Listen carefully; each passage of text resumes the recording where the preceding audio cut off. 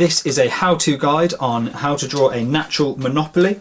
So you might want to use this when you're discussing the advantages possibly of having a monopoly in the market.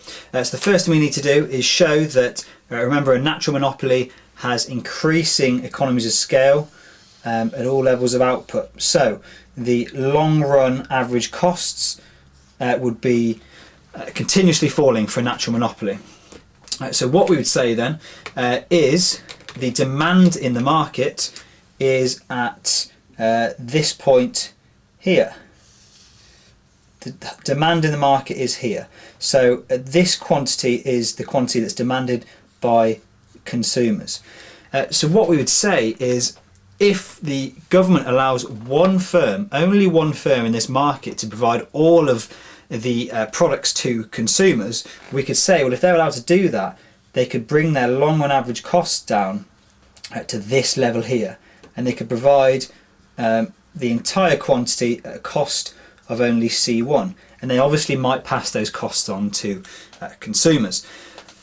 But what happens if there is more than one supplier in the market, so they're not allowed allowing a natural monopoly to happen?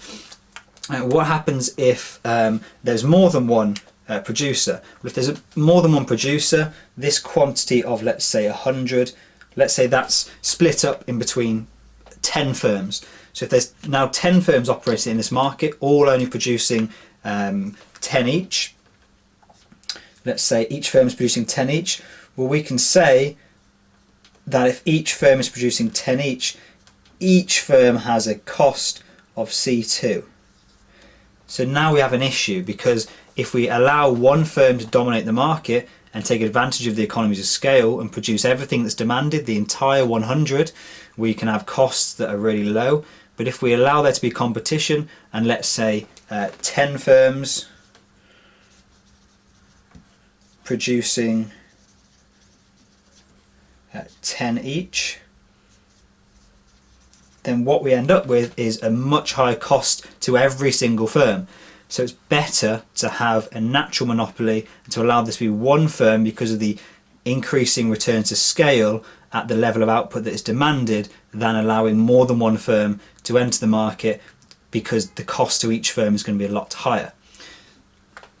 That's how you would show a natural monopoly, and that's how you would use the basic graph to argue why you should allow only one firm to be in the market.